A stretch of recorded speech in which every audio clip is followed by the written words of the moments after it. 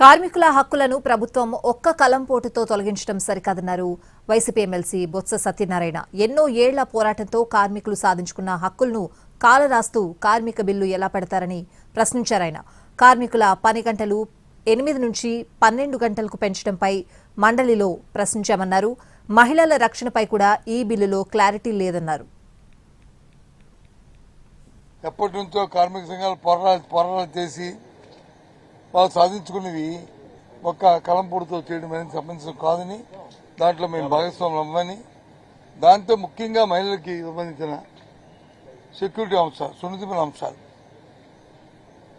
అంశాలు ఆ తర్వాత పంచడం అయిన ఏమంటే ఐటీ చేయట్లేదా, ఐటీ వేరు, మ్యానుఫ్యాక్చరింగ్ సెక్టర్ వేరు, ఆ ఇబ్బందులు వేరు, అవన్నీ ఆలోచన చేయడంతో దాన్ని భాగస్వామని దాని నుంచి మేము వాకౌట్ చేసి రావడం జరిగింది.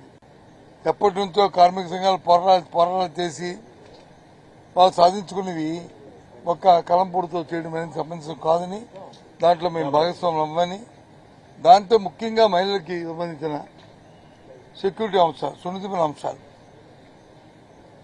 అంశాలు ఆ తర్వాత పంచడం అయిన ఏమంటే ఐటీ చేయట్లేదా, ఐటీ వేరు, మ్యానుఫ్యాక్చరింగ్ సెక్టర్ వేరు, ఆ ఇబ్బందులు వేరు, అవన్నీ ఆలోచన చేయడంతో దాన్ని భాగస్వామని దాని నుంచి మేము వాకౌట్ చేసి రావడం జరిగింది. ఎప్పటి నుంచో కార్మిక సంఘాలు పోరాటాలు చేసి వాళ్ళు సాధించుకున్నవి ఒక్క కలంపొడితో చేయడం అనేది సంబంధించిన కాదని, దాంట్లో మేము భాగస్వాములు అవ్వని, దాంతో ముఖ్యంగా మహిళలకి